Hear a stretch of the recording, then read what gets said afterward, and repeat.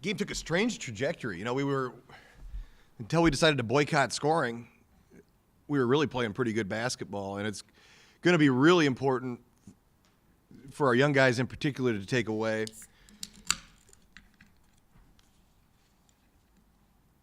the fact that we did hold them to 34% shooting for the game. We did hold them to 21% from three. So there's some positive in that.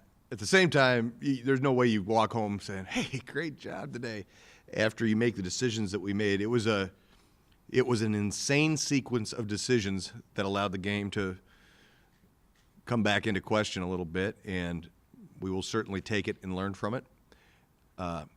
Offensively, we lacked an identity at times tonight. When it's going great, we're just fine, but we need to shoot the ball better now. 5 for 21 is going to get us beat from three. And I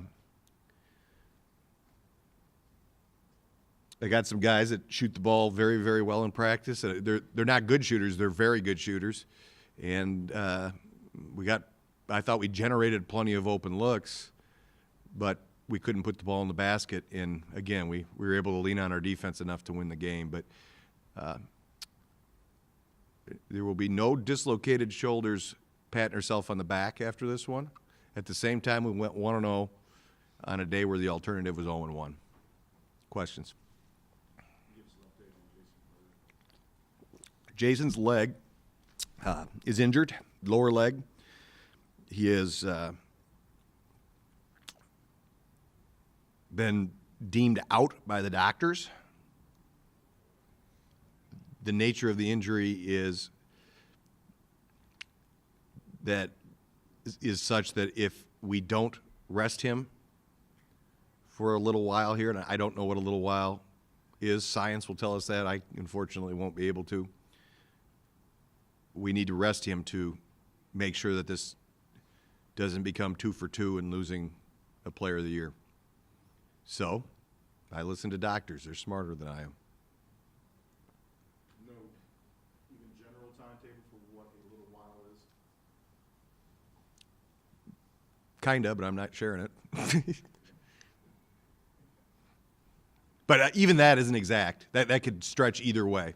And it's going to be monitored for as long as we need to monitor it. And when it is healed, we fully believe that it will not affect the rest of his season.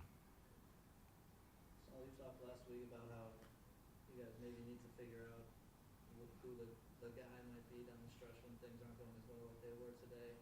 How did you see that flesh itself out when you guys, as you said, boycotted this week? How did you see it flesh itself out? It fleshed itself out not at all. Now we can learn from it and try to make that happen. But, I mean, we went for a long time. If I went as long without eating as I did without scoring tonight, I'd be a lot skinnier. But no, we didn't answer those questions tonight. If anything, we underscored them. Now I'll go back and look at tape and figure out what we can do better. For example, I wouldn't mind seeing Jordy get a few more looks, but it's a night where he's 2 for 10.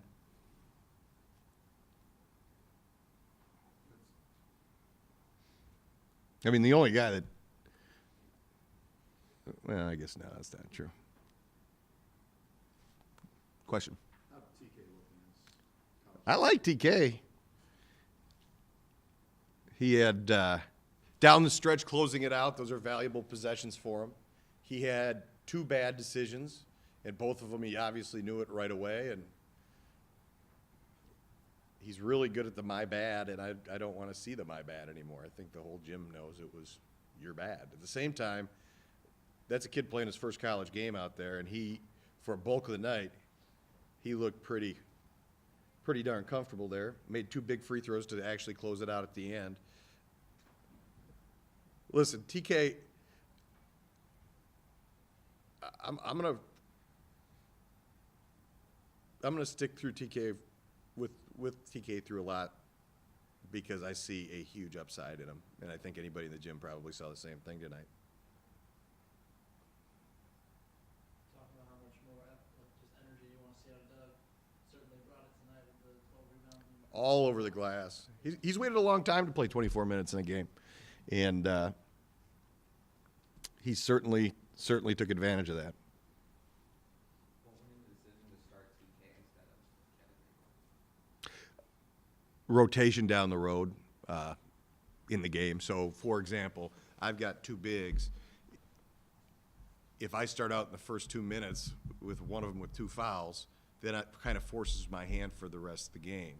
Also, if Doug gets into foul trouble, Kevin can run forever until he cramps up, apparently. But Kevin can run forever. He's a cyborg. And he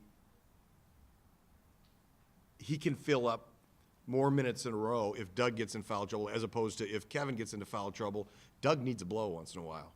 So it made the whole thing flow a little bit, but I can't say that I thought our best lineup of the night was at the end of the first half when they were both out there together. And at some point we'll be able to do that on a more regular basis. That time just isn't now after I've got 20 feet of injured player, right? So that's going to give you some size issues, and I've got to get a little creative, just making sure that we don't get ourselves backed into a corner minutes-wise at any one position. With the injuries you have to the bigger guys, how much does that highlight what you need out of Doug? I need that out of Doug all year no matter what. Doug's role, I got him, I want him to play about this amount no matter what. Now, where do those minutes come from? I would like to not play Jordan and Mike 34 minutes. I'd like to not play Tay 32, and I'd like to not play Gavin 35. So I would say both Kevin and Doug's minutes were fairly appropriate tonight. Kevin got his minutes cut a little bit short with the cramping. Coach, you kind of highlighted the job you guys did on defense really came through in the win. How would you assess the team's kind of conditioning on that end before as you moved it? Well, the couple things. First of all, that ending kind of obscures the job that Jordan Dardis did on Petty. I mean, that's a returner that averaged 13 a game last year, and he held him 3 for 12. Is that right? Yeah, that's pretty good. So you got that aspect of it, and for a while he was sitting on a zero burger. I thought our help side was good. Doug's 4 blocks, he messes things up in there a little bit now. You can say what you want about the game, but if you take away people's ability to score easy ones at the rim, that forces you into some weird spots. So, big love for Doug and the rest of our bigs. I thought Kevin did a good job in there. 6 blocks, that might be a new record for one of my teams. Doesn't happen very often. James Gollan even got a big block in there. You guys did a nice job keeping them off the free throw line. Has limiting fouls been kind of an emphasis going into the season? Absolutely. And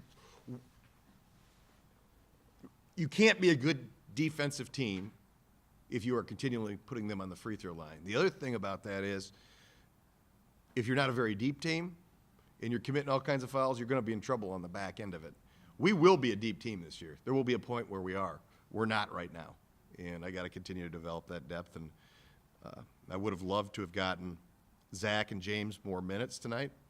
Didn't work out that way. Guess what? 3 games in 4 days. It'll probably happen in the near future. You mentioned James, played pretty well defensively, and from what I saw, missed kind of his open shots. Do you expect those to go in? Yeah, they better.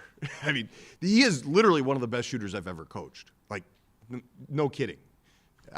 You can look at the stats from practice, from the entirety of practice. When he and Jordy get going in shooting contests, it's freaking ridiculous.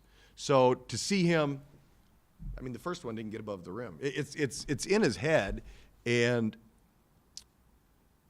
it's got to get out of his head, because that is the signature thing that he can bring to this program. He did do a good job defensively. Do you think once that ball just kind of goes through the hoop a couple times? Yeah, I got all kinds of metaphors that could get me in trouble on that. We gotta Got to see one go in, and then they'll go in on a more consistent basis. How's that? I was teetering close to the edge. I'm not in mid-season form yet. And Gavin, you relied on him a lot tonight, it seemed like. Yes. Going to be kind of his duty this entire season? Yeah, I mean, he touches the stat sheet in a lot of different areas. 12, 9 boards, 5 assists. That's a pretty good night. I'd like to change one of his decisions late in the game. Guys, we can either go to the free throw line and shoot 2 free ones, or we can run 30 seconds off the clock and the game's over, or we can turn the ball over and give it to them and make everybody nervous a little longer. Those were our choices at about 4 different possessions late there. In some ways, are you happy that you got pushed and tested like that with pressure defense? One, because it didn't really cost you anything in terms of wins and losses, and it came against a team that you were going to beat at that position of the game anyway. Yeah, no, that was really good for us, and I would say this, that any team watching that tape isn't going to be deterred from pressuring us a little bit more. But at the same time, we practiced against it. Obviously, it's not quite the same doing it against the rangy and active Sam Frere as it is doing it against another athlete. But no offense to Sam. Sam works his butt off. Going to try to get into coaching. He'll be a good coach someday. Sometimes physical limitations don't lead to limitations of the mind. I'm a case study on that, right? Where was I? But yeah, like It was. a couple years ago, Tulsa kind of was the first team to get you with the press, and they got a win out of it. Today, Yeah. Okay. We end up on the winning side of it, and we haven't had even with some really good teams here, we haven't had a terrific track record of finishing off teams that pressure us. It always kind of seems like they hang around. I want us to be aggressive. I just need us to improve our decision making at the end of the process. Anything else? Good? All right. Stay warm, San Diego.